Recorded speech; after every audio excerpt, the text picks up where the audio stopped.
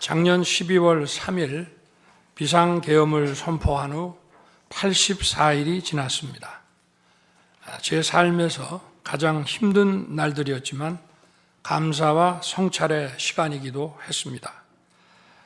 저 자신을 돌아보면서 그동안 국민들께 과분한 사랑을 받아왔다는 생각이 들었습니다.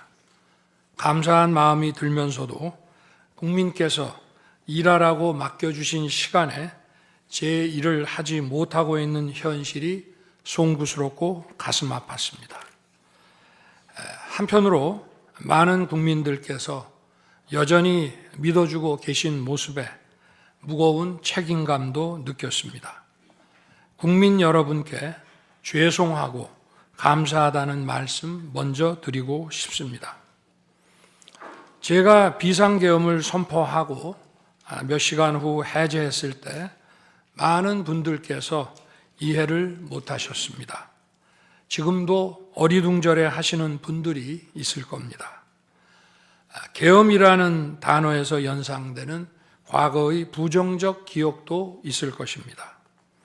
거대 야당과 내란 공작 세력들은 이런 트라우마를 악용하여 국민을 선동하고 있습니다. 그러나 12.3 비상계엄은 과거의 계엄과는 완전히 다른 것입니다. 무력으로 국민을 억압하는 계엄이 아니라 계엄의 형식을 빌린 대국민 호소입니다.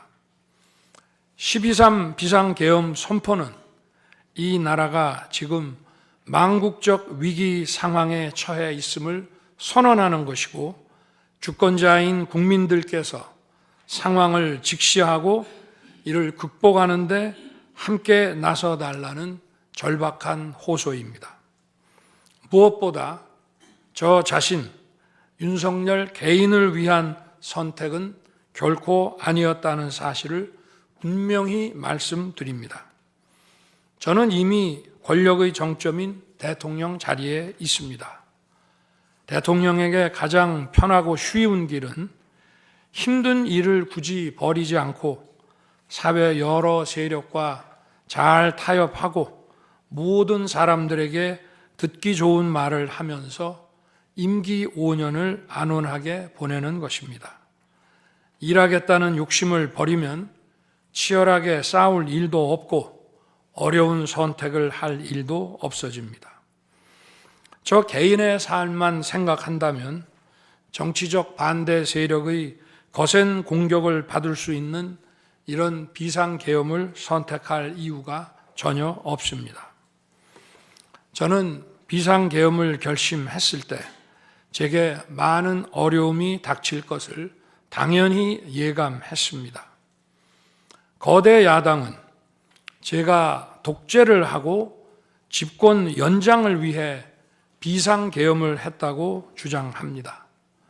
내란죄를 씌우려는 공작 프레임입니다. 정말 그런 생각이었다면 고작 280명의 실무장도 하지 않은 병력만 투입하도록 했겠습니까? 주말이 아닌 평일에 계엄 선포를 하고 계엄을 선포한 후에 병력을 이동시키도록 했겠습니까? 심판정 증거조사에서 드러난 사실에 의하면 그나마 계엄 해제 요구 결의 이전에 국회에 들어간 병력은 106명에 불과하고 본관에 들어간 병력은 15명입니다. 15명이 유리창을 깨고 들어간 이유도 자신들의 근무 위치가 본관인데 입구를 시민들이 막고 있어서 충돌을 피하기 위해 불 꺼진 창문을 찾아 들어간 것입니다. 또한 국회의 해제 요구 결의가 이루어진 이후에 즉시 모든 병력을 철수했습니다.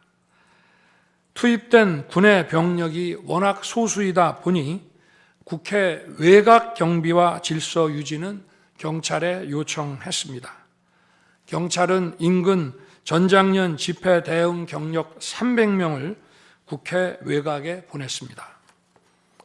부상당한 군인들은 있었지만 일반 시민들은 단 한 명의 피해도 없었습니다. 처음부터 저는 국방장관에게 이번 비상계엄의 목적이 대국민 호소용임을 분명히 밝혔습니다. 또한 국회의 계엄 해제 요구가 신속히 뒤따를 것이므로 계엄 상태가 오래가지 않을 것이라고 했습니다. 하지만 그런 내용을 사전에 군 지휘관들에게 그대로 알릴 수는 없었습니다. 그래서 최소한의 병력을 실무장하지 않은 상태로 투입함으로써 군의 임무를 경비와 질서 유지로 확실하게 제한한 것입니다.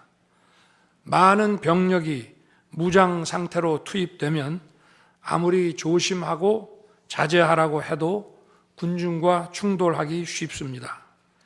그런 일이 발생하지 않도록 원천 차단한 것이고 실제 결과도 예상대로였습니다. 제가 소수의 병력, 비무장, 경험 있는 장병 이 세 가지를 장관에게 명확히 지시한 이유입니다. 그런데도 거대 야당은 이것을 내란이라고 주장하고 있습니다.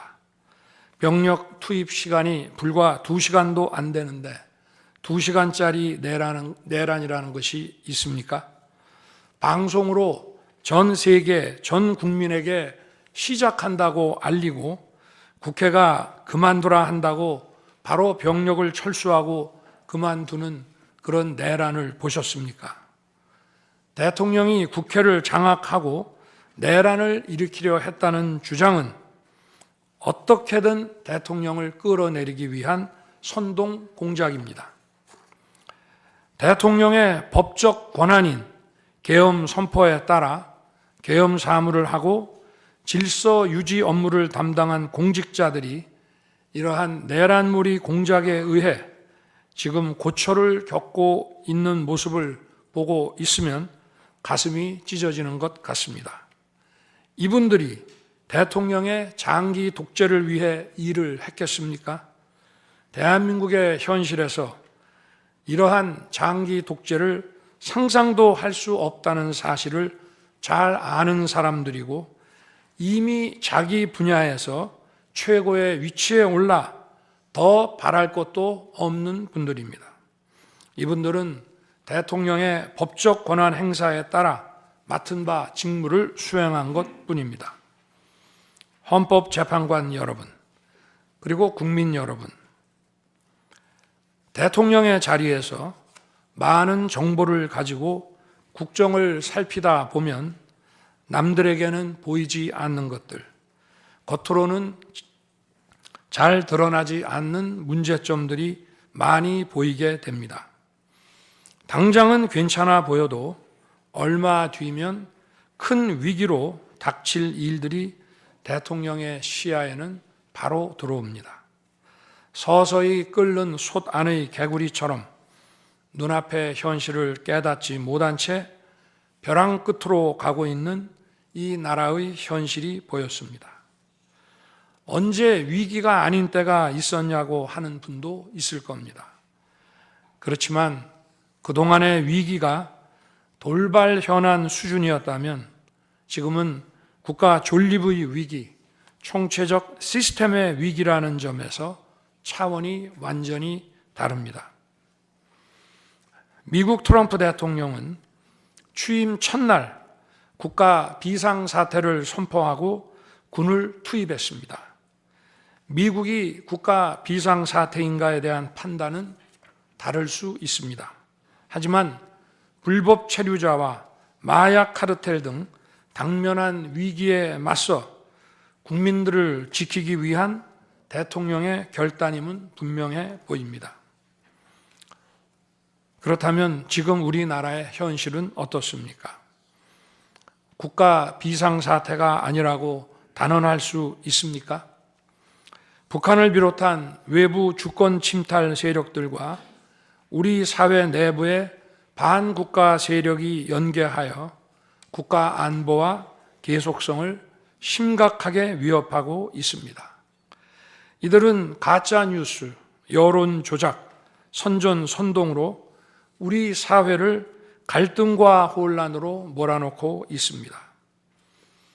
당장 2023년 적발된 민주노총 간첩단 사건만 봐도 반국가 세력의 실체를 쉽게 확인할 수 있습니다. 이들은 북한 공작원과 접선하여 직접 지령을 받고 군사시설 정보 등을 북한에 넘겼습니다. 북의 지령에 따라 총파업하고 미국 대통령 방한 반대, 한미연합훈련 반대, 이태원 참사 반정부 시위 활동 등을 펼쳤습니다. 심지어 북한의 지시에 따라 총선과 대선에 개입한 정황도 드러났습니다. 지난 대선 직후에는 대통령 탄핵의 불씨를 지필하면서 구체적인 행동 지령까지 내려왔습니다. 실제로 대통령 당선인이 취임하기도 전인 2022년 3월 26일 윤석열 선제 탄핵 집회가 열렸고, 그때부터 2024년 12월 초까지 무려 178회의 대통령 퇴진 탄핵 집회가 열렸습니다. 이 집회에는 민노총 산하 건설노조, 언론노조 등이 참여했고 거대 야당 의원들도 발언대에 올랐습니다. 결국 북한의 지령대로 된 것 아닙니까? 요즘 세상에 간첩이 어디 있냐고 말하는 분들도 있습니다. 하지만 간첩은 없어진 것이 아니라 대한민국의 자유민주주의를 무너뜨리는 체제 전복 활동으로 더욱 진화한 것입니다. 그런데 이러한 간첩 활동을 막는 우리 사회의 방어막은 오히려 약해지고 곳곳에 구멍이 난 상태입니다. 지난 민주당 정권의 입법 강행으로 2024년 1월부터 국정원의 대공수사권이 박탈됐습니다. 간첩단 사건은 노하우가 축적된 기관에서 장기간 치밀하게 수사를 해야 합니다. 그런데 제대로 준비할 시간도 없이 전문성과 경험이 부족한 경찰에 대공수사권이 넘어가 버렸습니다. 간첩이 활개치는 환경이 만들어진 것입니다. 게다가 애써 잡아도 재판이 장기간 방치되는 상황까지 발생하고 있습니다. 현재 재판이 진행 중인 간첩 사건이 민노총 간첩단, 창원 간첩단, 청주 간첩단, 제주 간첩단 등 4건이나 됩니다. 그런데 청주 간첩단 사건은 1심 판결까지 29개월이 넘게 걸렸고, 민노총 간첩단 사건도 1심 판결에 1년 6개월이 걸렸습니다. 이들은 구속기간 만료 후 석방되어 1심 판결로 법정 구속이 될 때까지 버젓이 활보하고 다녔습니다. 현재 창원 간첩단 사건은 2년 가까이 재판이 중단되어 있고, 제주 간첩단 사건도 1년 10개월째 재판이 파행 중입니다. 모두 석방된 상태입니다. 간첩을 잡지도 못하고 잡아도 제대로 처벌도 못하는데 이런 상황이 과연 정상입니까? 그런데도 거대 야당은 민노총을 옹호하기 바쁘고 국정원 대공수사권 박탈에 이어 국가보안법 폐지까지 주장하고 있습니다. 경찰의 대공수사에 쓰이는 특활비마저 전액 삭감해서 영원으로 만들었습니다. 한마디로 간첩을 잡지 말라는 것입니다. 작년에는 중국인들이 드론을 띄워 우리 군사기지, 국정원, 국제공항과 국내 미군 군사시설을 촬영하다 연이어 적발되었습니다. 이들을 간첩죄로 처벌하기 위해서는 법률을 개정해야 하는데 거대 야당이 완강히 거부하고 있습니다. 국가 핵심 기술을 유출하는 산업 스파이도 최근 급증하고 있습니다. 반도체, 디스플레이 등 기술 유출 피해가 수십조 원에 달하는데 그 3분의 2가 중국으로 유출됩니다. 중국은 사진 한 장만 잘못 찍어도 우리 국민을 마음대로 구금하는 강력한 반간첩법을 시행하고 있는데 거대 야당은 산업 스파이를 막기 위한 간첩죄 법률 개정조차 가로막고 있습니다. 또한 거대 야당은 방산 물자를 수출할 때 국회 동의를 받도록 하는 방위사업법 개정안을 당론으로 추진하고 있습니다. 방산 비밀 자료를 국회에 제출해야 하고 거대 야당이 반대하면 방산 물자도 수출할 수 없게 됩니다. 국회에 제출된 방산 비밀 자료들이 제대로 보안 유지가 되며 적대 세력에 넘어가지 않는다고 누가 보장할 수 있겠습니까? 방산 기밀 자료가 이렇게 유출되면 상대국에서 우리 방산 물자를 수입하겠습니까? 북한, 중국, 러시아가 원치 않는 자유세계에 방산 수출을 하지 말라는 말과 같습니다. 방산 수출은 단순히 돈을 버는 것만이 아닙니다. 수출 상대국과 전략적 연대를 강화하고 더 나아가 자유세계 많은 국가들과 국방 협력을 이루어서 우리의 안보를 튼튼하게 하는 것입니다. 이러한 방산 수출을 권장하기는커녕 이렇게 방해하는 것이 결국 누구에게 도움되는 것입니까? 거대 야당은 우리 국방력을 약화시키고 군을 무력화하는 데도 앞장서고 있습니다. 여러분이 다 아시는 바와 같이 북한은 우크라이나에 많은 병력을 파병하여 러시아와 군사 밀착을 시도하고 있습니다. 우리에게 매우 심각한 안보 위협입니다. 그런데도 이를 살피기 위해 참관단을 보내려 하자 거대 야당은 당시 신원식 국방장관 탄핵까지 겁박하며 결사적으로 이를 막았습니다. 심지어 거대 야당은 우크라이나 참관단 파견, 대북 확성기와 오물풍선 대응 검토 등 군의 정당한 안보 활동까지 외환죄라고 우기고 있습니다.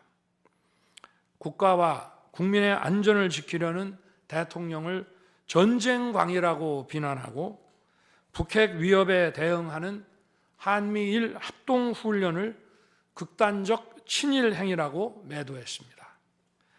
1차 대통령 탄핵 소추안에는 북중러를 적대시하는 것이 탄핵 사유라고 명기했습니다.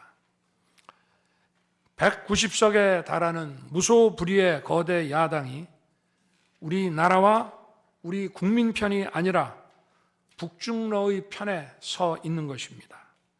이러한 상황이 국가 위기 상황이 아니면 뭐란 말입니까? 이뿐이 아닙니다. 거대 야당은 핵심 국방 예산을 삭감하여 우리 군을 무력화하려 하고 있습니다. 거대 야당은 전체 예산 가운데 겨우 0.65%만 깎았을 뿐이라고 주장합니다. 그러나 그 0.65%가 어디냐가 중요한 것입니다. 마치 사람의 두 눈을 빼놓고 몸 전체에서 겨우 눈알 2개 뺐다고 말하는 것과 같은 얘기입니다. 거대 야당이 삭감한 국방 예산은 우리 군의 눈알과 같은 예산입니다.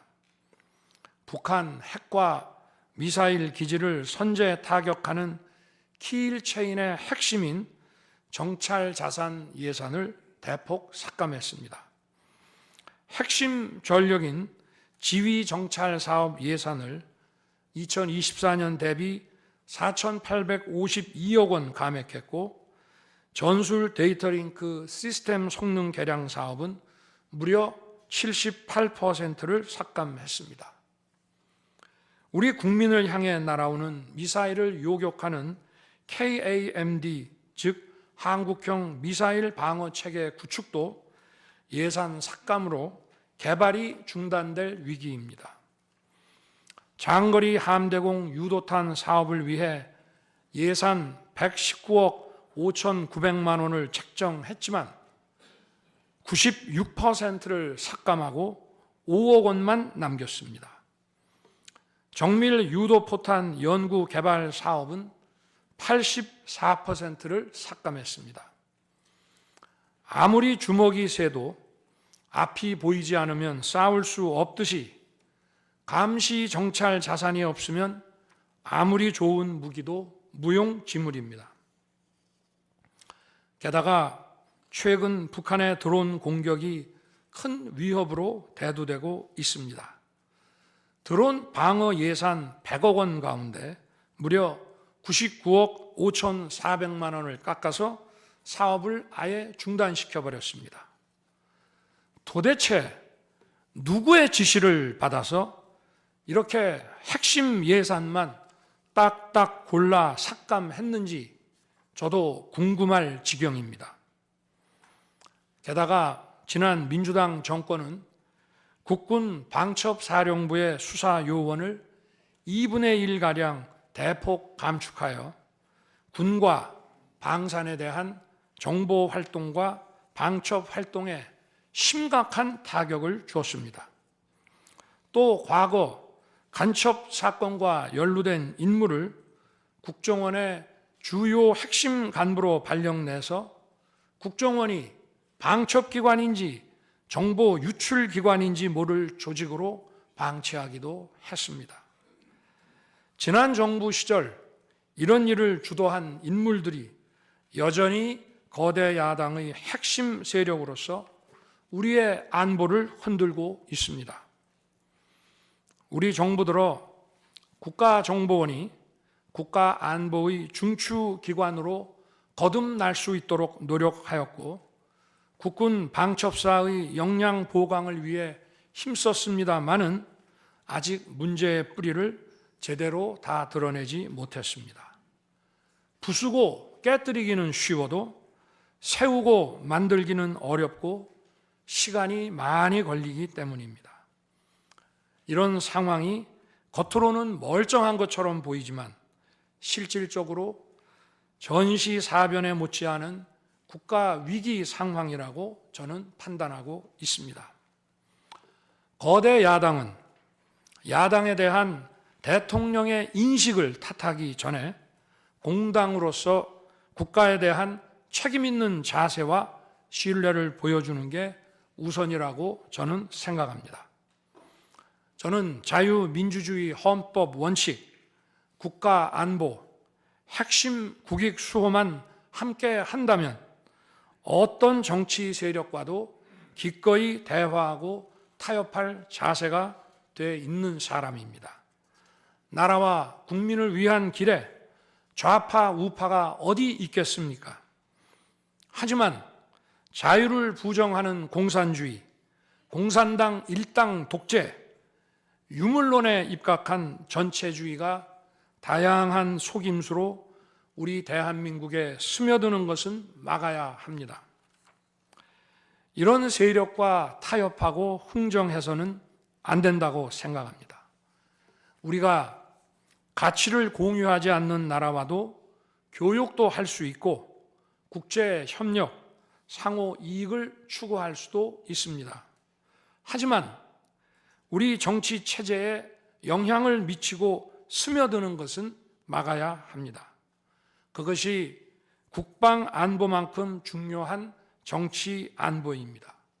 바로 우리의 자유민주주의를 지키는 길입니다.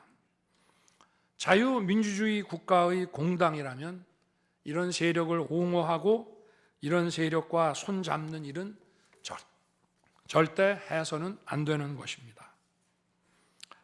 재판관 여러분, 그리고 국민 여러분, 거대 야당은 제가 취임하기도 전부터 대통령 선제 탄핵을 주장했고 줄탄핵, 입법 폭주, 예산 폭거로 정부의 기능을 마비시켜 왔습니다. 거대 야당은 이러한 폭주까지도 국회의 정당한 권한 행사라고 강변합니다. 그러나 국회의 헌법적 권한은 국민을 위해 쓰라고 부여된 것입니다. 자신들의 정치적 목적을 위해 정부 기능을 마비시키는데 그 권한을 악용한다면 이는 헌정 질서를 붕괴시키는 국헌문란의 다름 아닙니다. 또한 거대 야당은 제가 비상계엄으로 국회의 권능을 마비시키려 했다며 내란몰이를 계속하고 있습니다. 하지만 거대 야당은 제가 대통령에 취임한 이후, 아니 취임하기도 전부터 지금까지 지속적으로 끈질기게 정부의 권능을 마비시켜 왔습니다. 마치 정부를 마비시키는 것이 유일한 목표인 것처럼 국회의 권한을 마구마구 휘둘러 왔습니다. 국회의원과 직원들의 출입도 막지 않았고 국회 의결도 전혀 방해받지 않은 2시간 반짜리 비상계엄과 정부 출범 이후 2년 반 동안 줄 탄핵, 입법 예산 폭거로 정부를 마비시켜온 거대 야당 가운데 어느 쪽이 상대의 권능을 마비시키고 침해한 것입니까? 거대 야당은 국무위원들은 물론이고 방통위원장, 검사, 감사원장에 이르기까지 탄핵하고 또 탄핵했습니다. 탄핵 사유가 되는지 여부는 전혀 중요하지 않았습니다. 심지어 거대 야당 대표를 노려봤다고 장관을 탄핵하기도 했습니다. 일단 탄핵해서 직무를 정지시켜 놓고 정작 헌재 탄핵 심판에서는 탄핵 사유를 마음대로 변경하는 황당한 일도 반복해 왔습니다. 얼마 전 중앙지검장 등 검사들에 대한 탄핵 심판을 재판관 여러분께서 직접 진행하시지 않았습니까? 기자회견장에서 거짓말을 했다는데 실제로는 그 기자회견장에 나오지도 않았고 국정감사에서 허위 증언을 했다는데 정작 국정감사에 출석하지도 않았습니다. 기본적인 탄핵 사유조차 틀렸는데도 일단 직무부터 정지시키고 보는 것입니다. 이것이 과연 정상적인 일입니까? 거대 야당의 공직자 줄 탄핵은 정부 기능을 마비시키는 차원을 넘어 헌정 질서 붕괴로 치닫고 있습니다. 이태원 참사가 발생하자 거대 야당은 연일 진상규명을 외치면서 참사를 정쟁에 이용했습니다. 급기야 행정안전부 장관을 탄핵했습니다. 당시 북한이 민노총 간첩단에게 보낸 지령문에 이런 내용이 있습니다. 이번 특대형 참사를 계기로 사회 내부에 세월호 참사 진상규명 투쟁과 같은 정세 국면을 조성하는 데 중점을 두고 각계각층의 분노를 최대한 분출시켜라. 거대 야당이 북한 지령을 받은 감첩단과 사실상 똑같은 일을 벌인 것입니다. 이야말로 사회의 갈등과 혼란을 키우는 선동 탄핵이라 할 것입니다. 거대 야당은 자신들의 당대표를 수사하는 검사들도 줄줄이 탄핵하고 서울중앙지검장까지 탄핵했습니다. 검사 탄핵은 그 자체로도 수사 방해이지만 검사 탄핵을 지켜보는 판사들에 대한 겁박이 되기 마련입니다. 야당 대표에 대한 검찰 수사를 막고 야당 대표의 범죄를 심판할 판사들까지 압박하기 위한 방탄 탄핵인 것입니다. 급기야 거대 야당은 지난 정부의 이적 행위를 감사하던 감사원장까지 탄핵했습니다. 거대 야당은 감사원장 탄핵 소추안에 사드 정식 배치 고의 지연 의혹 감사를 탄핵 사유로 포함시켰습니다. 이 사건은 지난 민주당 정부의 안보라인 고위직 인사 4명이 주한 중국 대사관 무관에게 사드 배치 작전명, 작전 일시, 작전 내용 등 국가 기밀 정보를 넘겨준 간첩 사건입니다. 감사원은 이를 적발하고 검찰에 수사 의뢰하는 등 감사 조치를 진행하였는데 이것이 탄핵 사유라는 것입니다. 자신들의 간첩 행위를 무마하기 위한 이적 탄핵이 아닐 수 없습니다. 헌법기관인 감사원장에 대한 무차별 탄핵은 그 자체로도 심각한 헌법 파괴 행위이지만 이적 행위까지 탄핵으로 덮는 것을 보며 이야말로 자유민주주의를 무너뜨리는 망국적 위기 상황이라고 판단한 것입니다. 또 한편 정부 각 부처들은 국민의 세금으로 엄청난 규모의 예산을 사용 집행하고 있습니다. 수많은 산하 기관도 거느리고 있습니다. 그런데 이런 부처의 수장들을 탄핵 소추로 직무정지시켜 그 부처의 기능을 마비시키거나 심각하게 저해한다면 기회 비용과 재정적 측면에서도 국가와 국민의 얼마나 막대한 경제적 피해를 입히는 것이 되겠습니까? 거대 야당은 공직자를 무차별 탄핵 소추하고 소추인단 변호사 비용도 국민 세금으로 사용하고 있습니다. 그렇지만 억울하게 탄핵 소추된 공직자들은 직무가 정지된 상황에서 자기 개인 자금으로 변호사 비용까지 조달해야 합니다. 정부 공직자들은 거대 야당의 이러한 폭거에 한없이 위축될 수밖에 없습니다. 이처럼 거대 야당은 선동 탄핵, 방탄 탄핵, 이적 탄핵으로 대한민국을 무너뜨리고 있습니다.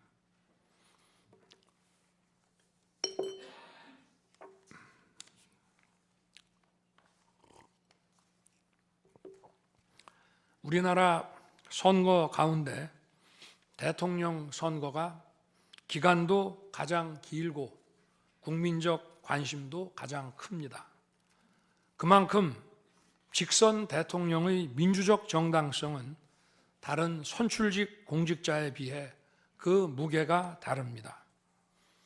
과거 우리나라 민주화 운동은 한마디로 대통령 직선제 확보였다고 해도 과언이 아닙니다.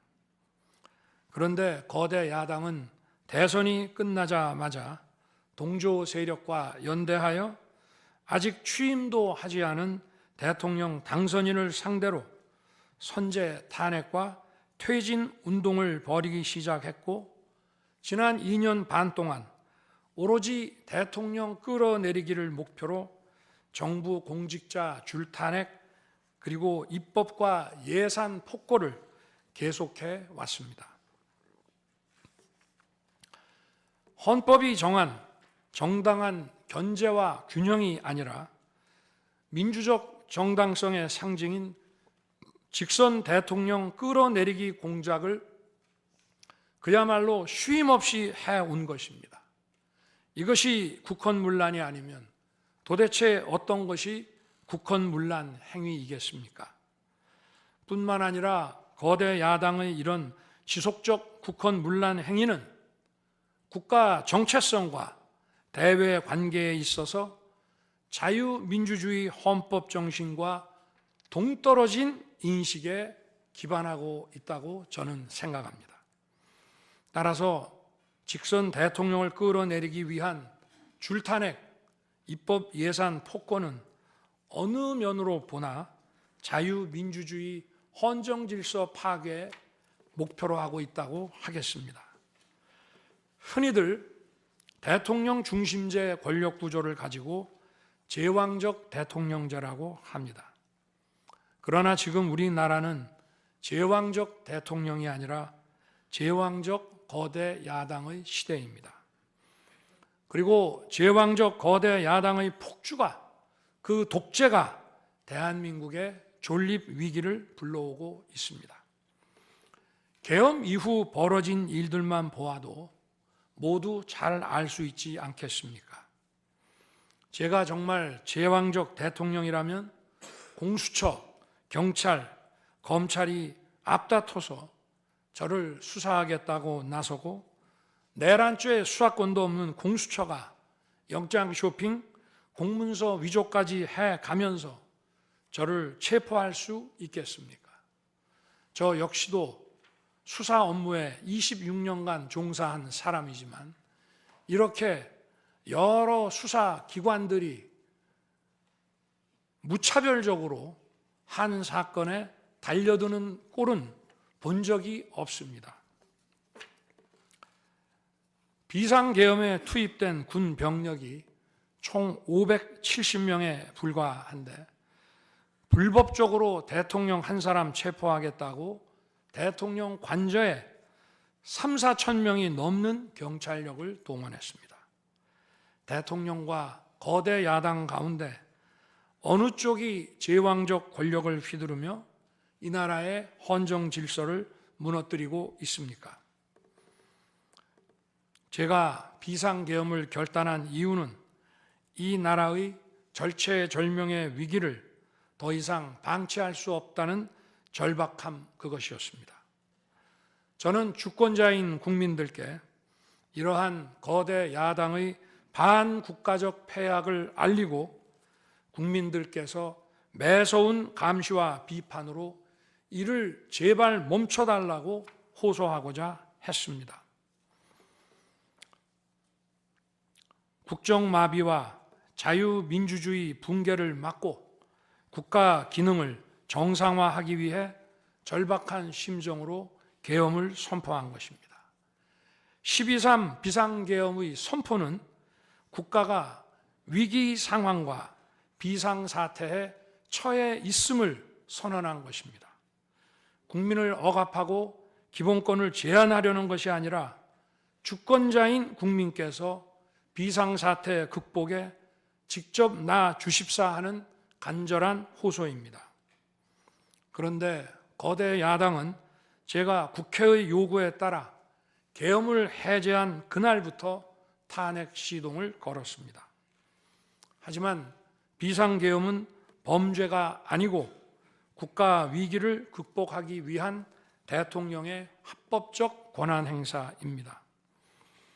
저는 긴급 국무회의를 거쳐 방송을 통해 비상계엄을 선포했고 그 과정에서 거대 야당의 국회 독재가 망국적 위기를 초래하였다고 했기 때문에 많은 사람들이 국회로 몰려들 것이었고 계엄 상황에서 질서 유지를 위해 국회에 최소한의 병력을 투입했으며 국회가 해제 요구 결의를 하자 즉각 병력을 철수하고 국무회의를 소집해서 계엄을 해제했습니다.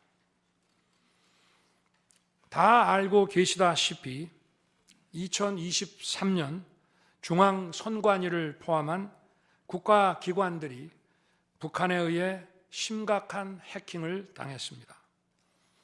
중앙선관위는 이 같은 사실을 국가정보원으로부터 통보받고도 다른 국가기관과 달리 점검에 제대로 응하지 않았습니다. 나중에 채용비리 사건 때문에 울며 겨자 먹기로 응한 일부 소극적 점검 결과 심각한 보안 문제가 드러났기 때문에 중앙선관위 전산 시스템 스크린 차원에서 소규모의 병력을 보낸 것입니다. 선거의 공정과 직결되는 중앙선관위의 전산 시스템 보안 문제는 우리 자유민주주의 체제의 핵심 공공재이자 공공자산을 지키는 일입니다. 더구나 그동안의 선거 소송에서 드러난 다량의 가짜 부정 투표 용지, 그리고 투표 결과가 도저히 납득하기 어렵다는 통계학과 수리과학적 논거 등에 비추어 중앙선관위의 전산 시스템에 대한 투명한 점검 필요성이 꾸준히 제기되어 왔습니다. 이런 조치들의 어떤 부분이 내란이고 범죄라는 것인지 도대체 이해할 수가 없습니다. 비상계엄이라는 것 자체가 불법이라면 계엄법은 왜 있으며 합동참모본부의 계엄관은 왜 존재하겠습니까? 재판관 여러분, 그리고 국민 여러분, 저는 2021년 6월 29일 처음으로 정치 참여를 선언했습니다. 대통령이라는 자리가 영광의 길이 아니라 형극의 길이라는 사실은 이미 잘 알고 있었습니다. 또 대통령직을 아주 가까이에서 지켜보신 어떤 분은 우리나라 대통령직은 저주의 길이라면서 만류하시기도 했습니다. 그러나 자유민주주의라는 헌정 질서가 무너지고 있는 상황에서 나라를 지키고 싶어 정치를 시작했습니다. 그때 정치 참여를 선언하면서 국민께 드린 약속이 있습니다. 우리의 미래를 짊어질 청년들, 국가를 위해 희생하신 분들, 산업화에 일생을 바친 분들, 나라의 민주화에 헌신하고도 묵묵히 생업에 종사하며 살아가시는 분들, 성실하게 세금을 내시는 분들, 이런 분들이 분노하지 않는 나라를 만들겠다는 약속이었습니다. 그리고 청년들이 마음껏 뛰는 역동적인 나라, 창의와 자유가 넘치는 혁신의 나라, 약자가 기죽지 않은 따뜻한 나라, 국제사회와 가치를 공유하고 책임을 다하는 나라를 만들겠다고 국민께 약속드렸습니다. 거대 의석과 이권 카르텔이 나라의 주인 노릇을 하는데 맞서 국민들에게 빼앗긴 주권을 되찾아 드리겠다고 약속했습니다. 그날 이후 지금까지 단 한순간도 이 약속을 잊은 적이 없습니다. 국민의 선택을 받아 대통령이 된 후 이 약속을 지키기 위해 쉼없이 노력하고 또 노력했습니다. 무엇 하나 쉬운 일이 없었습니다. 글로벌 복합 위기로 인한 대외 환경의 어려움이 계속됐습니다. 지난 민주당 정부의 잘못된 소주성 정책과 부동산 정책은 우리 경제와 민생의 문제를 풀어가는데 계속 발목을 잡았습니다. 하지만 어떤 문제라도 노력하면 풀어낼 수 있다고 믿었고 실제로 우리 기업, 우리 국민과 함께 뛰면서 하나하나 문제를 해결할 수 있었습니다. 기쁘고 보람 있는 일도 많았고 부족하고 아쉬운 일도 있었습니다. 무엇보다 국가 안보와 국민 안전을 지키는 제복 입은 공직자에 대한 처우 개선 추진이 보람된 일이었습니다.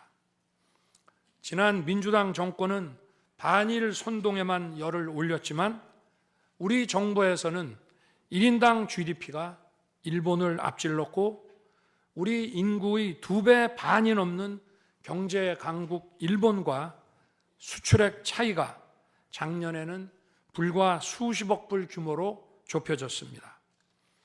20년 전에 비해 100분의 1, 지난 민주당 정부에 비해 수십분의 1로 줄어든 것입니다. 또 작년에 30번이나 열었던 전국 순회 민생 토론의 기억이 많이 납니다. 국민의 어려움을 직접 듣고 많은 일을 현장에서 해결해 드리면서 국민과 같이 웃기도 했고 같이 울기도 했습니다. 수도권, 영남, 호남, 충청, 강원, 제주까지 전국 모든 지역을 다니면서 지역 발전 방안을 함께 고민했습니다. 우리 국민들께서 전국 어디에 사시든 공정한 기회를 누리며 행복하게 살 수 있도록 만들어서 진정한 국민 통합을 이루고 싶었습니다. 다시 그렇게 일할 기회가 있을까 마음이 아립니다.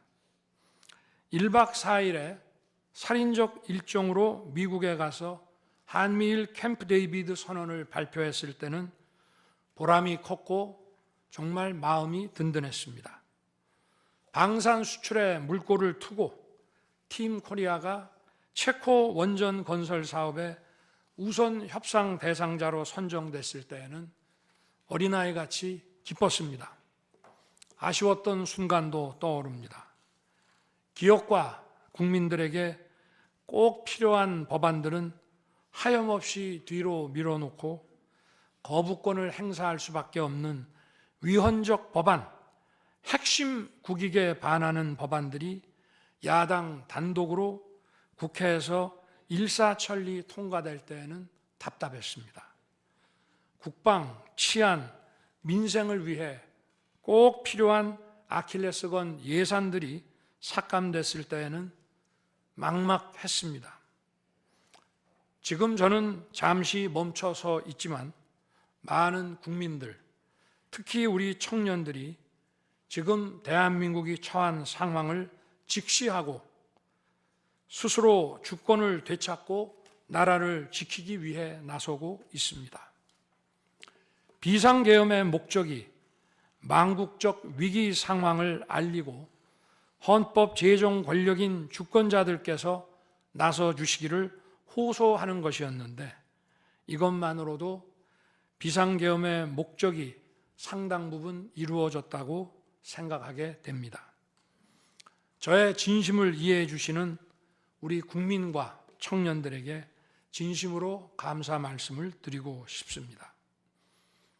제가 직무에 복귀하게 되면 나중에 또다시 계엄을 선포할 것이라는 터무니없는 얘기도 있습니다.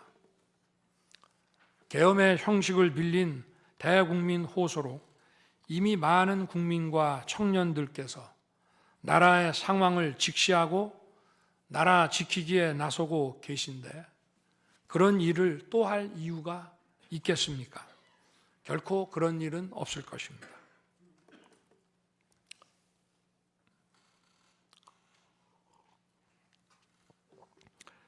헌법재판관 여러분, 그동안 심판정에서 다루어진 쟁점들 가운데 두 가지에 대해서만 간략히 말씀드리겠습니다. 세세한 사실관계를 언급하기보다 상식선에서 간단히 말씀드리겠습니다. 우선 제가 국회의원을 체포하거나 본회의장에서 끌어내라고 했다는 것입니다. 정말 터무니없는 얘기입니다. 상식적으로 이렇게 해서 도대체 뭘 어떻게 하겠습니까? 의원들을 체포하고 끌어내서 계엄 해제를 늦추거나 막는다 한들 방송으로 온 국민과 전 세계가 지켜보고 있는데 그 다음에 뭘 어떻게 하겠습니까? 계엄 당일 국회의장의 발언대로 국회는 어디서든 본회의를 열어 계엄 해제를 의결할 수 있습니다. 영화나 소설에 나오기도 하지만 현실적으로 이런 일을 하려면 군으로 국가를 완전히 장악하는 계획과 정치 프로그램을 미리 가지고 있어야 합니다. 그런데 실제 상황이 어땠습니까?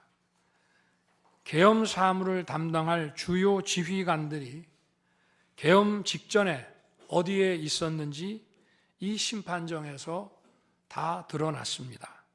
장관 재가를 받아 지방 휴가를 가거나 부부 동반 만찬, 간부 만찬 회식을 하다가 대통령의 계엄 선포 직후에야 국방장관으로부터 업무 지시를 받았습니다. 준비된 치밀한 작전 계획이나 지침이 없었기 때문에 혼선과 허술함도 있었습니다. 국방장관이나 지휘관들이나 경험이 풍부한 군사 전문가들인데 이들이 왜 이랬겠습니까? 12.3 계엄 선포는 계엄의 형식을 빌린 대국민 호소이고 과거 계엄과는 다른 것이었기 때문입니다.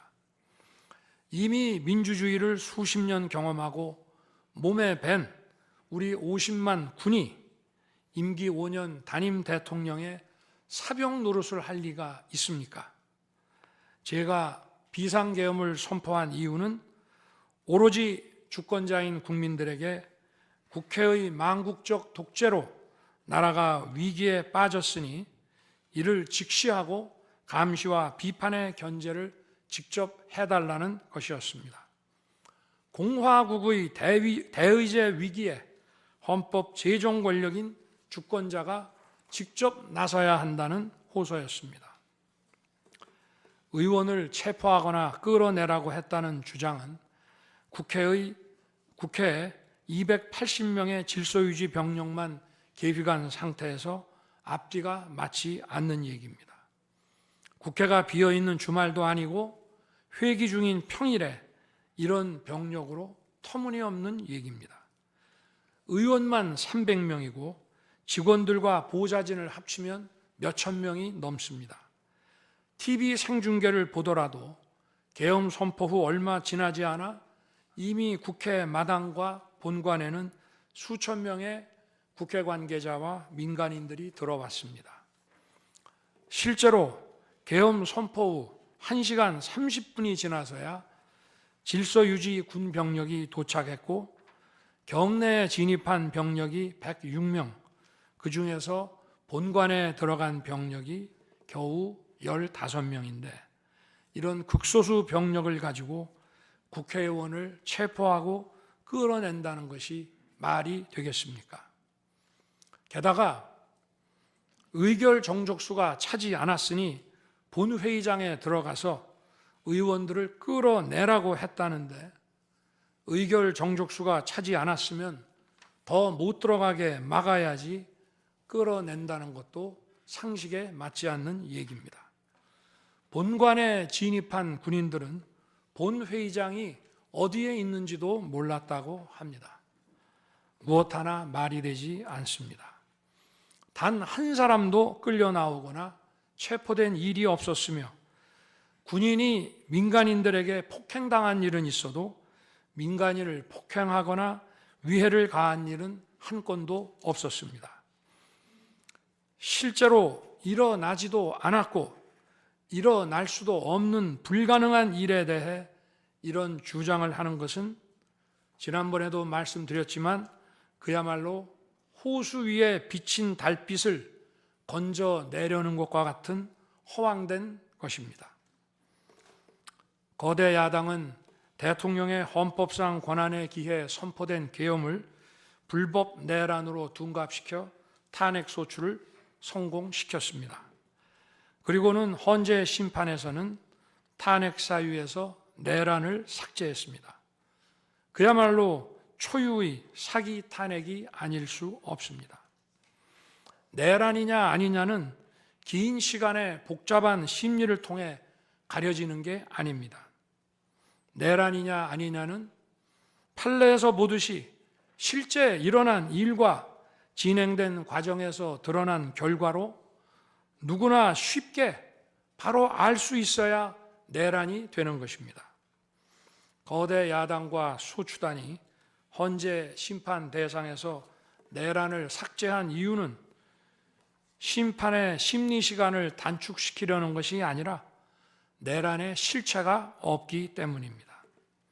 더구나 12.3 계엄은 발령부터 해제까지 역사상 가장 빨리 종결된 계엄입니다. 그러다 보니 계엄사령부 조직도 구성되지 못했고 예하 수사본부 조직도 전혀 만들어지지 못한 채 그냥 계엄이 종료됐습니다. 비상계엄 국무회의에 대해 간단히 말씀드리겠습니다. 계엄 당일 국무회의는 국무회의로 보기 어렵다는 주장이 있습니다. 그런데 국무회의를 할 것이 아니었다면 도대체 12월 3일 밤에 국무위원들이 대통령실에 온 이유를 오히려 제가 묻고 싶습니다. 국무회의가 아니라 간담회 정도였다는 주장도 있습니다만 그날이 간담회를 할 상황은 아닙니다. 간담회는 의사 정족수도 없는데 국무회의 의사 정족수가 찰 때까지 왜 기다렸겠습니까? 당일 저녁 8시 반부터 국무위원들이 차례로 오기 시작했고 저는 비상계엄에 대해 설명하고 국방장관은 계엄의 개요가 기재된 비상계엄 선포문을 나눠줬습니다. 국무위원들은 경제적, 외교적으로 어려움이 있다고 우려했고 저는 대통령으로서 각 부처를 관장하는 국무위원들의 생각과 다른 생각을 가지고 있으며 국가가 비상 상황이고 비상한 조치가 필요함을 설명했습니다. 그리고 각 부처 장관의 우려사항, 예를 들어 경제부총리의 금융시장 혼란 우려와 외교장관의 우방국 관계 우려는 제가 걱정하지 말라고 했습니다. 국무위원들이 과거의 계엄을 연상하고 있는 상황에서 저는 그냥 걱정하지 말라고 할 수밖에 없었습니다. 의사 정족수 충족 이후 국무회의 시간은 5분이었지만 그 이전에 충분히 논의를 한 것입니다. 다음 날 새벽 해제 국무회의는 소요 시간이 단 1분이었습니다. 실제 정례 주례 국무회의 경우에도 모두와 마무리 발언 등을 하고 많은 안건을 다루기 때문에 1시간가량 걸리지만 개별 안건의 심의 시간은 극히 짧습니다. 또한 비상계엄을 위한 국무회의를 정례 주례 국무회의처럼 하기는 어렵습니다. 보안 유지가 중요하고 그렇게 해야 혼란도 줄이고 질서 유지 병력도 최소화할 수 있기 때문입니다. 이상민 전 행안부 장관은 지난 심판정에서 그동안 국무회의를 100여 차례 참석했지만 이번 국무회의처럼 실질적으로 열띤 토론이나 의사 전달이 있었던 것은 처음이라고 했습니다.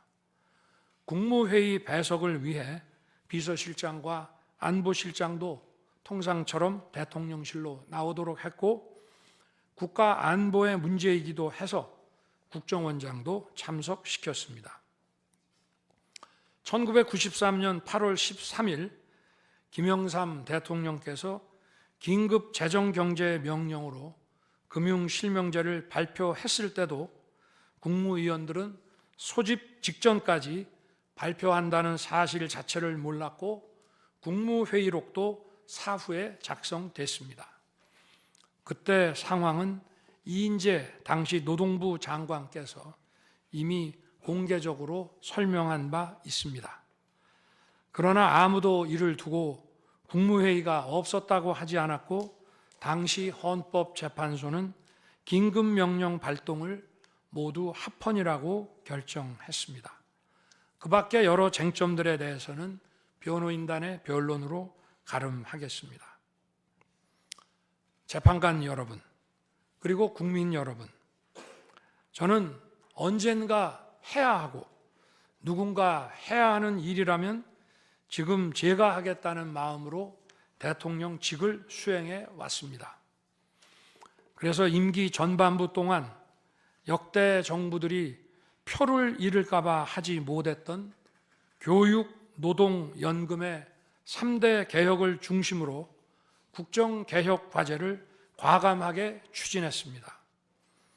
30년 동안 지지부진했던 유보 통합의 첫걸음을 떼었고 늘봄 학교와 융복합 고등교육 그리고 지역산업과의 연계 강화를 위한 과감한 권한 이전 등 교육개혁의 기틀을 마련했습니다. 노사 법치의 틀을 새롭게 세우고 4차 산업혁명 시대의 적응하기 위한 노동 유연화와 노동 보호의 개혁 물꼬도 텄습니다. 국가적 난제였던 연금 개혁도 역대 정부 최초로 방대한 수리 분석과 신층 여론조사를 진행하였고 수용성이 높은 방안을 만들어 국회에 제출했습니다. 대통령 임기 초반에는 국민과 유권자에게 선거 때 약속한 공약과 국정과제의 실천, 또 민생에 영향이 큰 사회개혁의 추진이 우선이기 때문에 이러한 스케줄에 맞춰 일해 온 것입니다. 어느 정권이나 임기 초기에는 선거 공약과 국정과제 이행이 우선이므로 정치 개혁에는 신경 쓸 여력이 없습니다. 그러다가 전직 대통령들의 5년 임기가 금방 다 지나갔고 변화된 시대에 맞지 않는 87 체제가 여전히 유지되고 있습니다. 정치가 국민을 불편하게 만들고 나라의 발전을 가로막고 있습니다. 또 국가의 미래를 결정하는 일에 미래의 주역인 청년들이 참여할 수 있도록 정치와 행정의 문턱이 더 낮춰져야 합니다. 제가 직무에 복귀하게 된다면 먼저 87 체제를 우리 몸에 맞추고 미래 세대에게 제대로 된 나라를 물려주기 위한 개헌과 정치개혁의 추진에 후반부를 집중하려고 합니다. 저는 이미 대통령직을 시작할 때부터 임기 중반 이후에는 개헌과 선거제 등 정치 개혁을 추진하겠다는 계획을 가지고 있었습니다. 현직 대통령의 희생과 결단 없이는 개헌과 정치 개혁을 할 수 없습니다. 그래서 내가 이것을 해내자고 생각했던 것입니다. 저는 여러 전직 대통령들이 후보 시절 공약하고도 이행하지 못한 청와대 국민 반환도 당선 직후 즉시 추진하고 이행한 바 있습니다. 자녀 임기에 연연해하지 않고 개헌과 정치 개혁을 마지막 사명으로 생각하여 87 체제 개선에 최선을 다하고 싶습니다. 개헌과 정치 개혁 과정에서 국민 통합을 이루는 데도 노력을 다할 것입니다. 결국 국민 통합은 헌법과 헌법 가치를 통해 이루어지는 만큼 개헌과 정치 개혁이 올바르게 추진된다면 그 과정에서 갈라지고 분열된 국민들이 통합될 것이라고 믿습니다. 그렇게 되면 현행 헌법상 자녀 임기에 연연해야 할 이유가 없고 오히려 제게는 크나큰 영광이라고 생각합니다. 그리고 국정 업무에 대해서는 급변하는 국제 정세와 글로벌 복합 위기 상황을 감안하여 대통령은 대외 관계에 치중하고 국내 문제는 총리에게 대폭 위임할 생각입니다. 우리 경제는 다른 어느 나라보다 대외 의존도가 높습니다. 특히 미 트럼프 행정부 출범 이후 국제 질서의 급변과 글로벌 경제 안보의 불확실성에 크게 영향을 받을 수밖에 없습니다. 지금 우리가 국가 노선을 어떻게 선택하느냐에 따라 이 위기가 기회가 될 수도 있고 돌이킬 수 없는 재앙을 맞을 수도 있습니다. 글로벌 중추 외교 기조로 역대 가장 강력한 한미 동맹을 구축하고 한미일 협력을 이끌어낸 경험으로 대외 관계에서 국익을 지키는 일에 매진하고 싶습니다. 임기 전반기에도 지방시다위원회와 국민통합위원회를 통해 지역별, 세대별, 계층별 통합을 위해 노력해 왔지만 앞으로도 국민을 하나로 묶고 국가 전체 시너지를 올리는 국민 통합에 더욱 노력할 것입니다. 존경하는 헌법재판관 여러분, 먼저 촉박한 일정의 탄핵 심판이었지만 충실한 심리에 애써주신 재판관님들께 깊이 감사드립니다. 이번 심리는 내란 탄핵으로 소추한 후 심판 대상에서 내란을 삭제한 소추단 측이 제시한 쟁점 위주로 이루어지게 됐습니다. 그러다 보니 제가 12.3 비상계엄을 선포한 이유와 그 불가피성에 대해서는 충분히 설명드릴 기회가 부족했다고 생각합니다. 서면으로 성실하게 관련 자료를 제출하였으니 대통령으로서 고뇌의 결단을 한 이유를 깊이 생각해 주시기 바랍니다. 또 많은 국가 기밀 정보를 다루는 대통령으로서 재판관님들께 모두 설명드릴 수 없는 부분에까지 재판관님들의 지혜와 해안이 미칠 것이라 믿습니다. 다시 한번 재판관님들의 노고에 감사드립니다. 그리고 사랑하는 대한민국 국민 여러분, 국가와 국민을 위한 계엄이었지만 그 과정에서 소중한 국민 여러분께 혼란과 불편을 끼쳐드린 점 진심으로 죄송스럽게 생각합니다. 저의 구속 과정에서 벌어진 일들로 어려운 상황에 처한 청년들도 있습니다. 옳고 그름에 앞서서 너무나 마음이 아프고 미안합니다. 정말 미안한 생각을 가지고 있습니다. 저는 대통령에 출마할 때 나라를 위해 목숨을 바치겠다고 결심했습니다. 지난 12.3 계엄과 탄핵소추 이후 엄동설안에 저를 지키겠다고 거리로 나선 국민들을 보았습니다. 저를 비판하고 질책하는 국민들의 목소리도 들었습니다. 서로 다른 주장을 하고 있지만 모두 대한민국을 사랑하는 마음이라고 생각합니다. 부족한 저를 지금까지 믿어주시고 응원을 보내주고 계신 국민 여러분께 진심으로 감사드립니다. 저의 잘못을 꾸짖는 국민의 질책도 가슴에 깊이 새기겠습니다. 그리고 이 모든 과정이 새로운 대한민국으로 도약하는 디딤돌이 될 수 있도록 최선을 다하겠습니다. 감사합니다.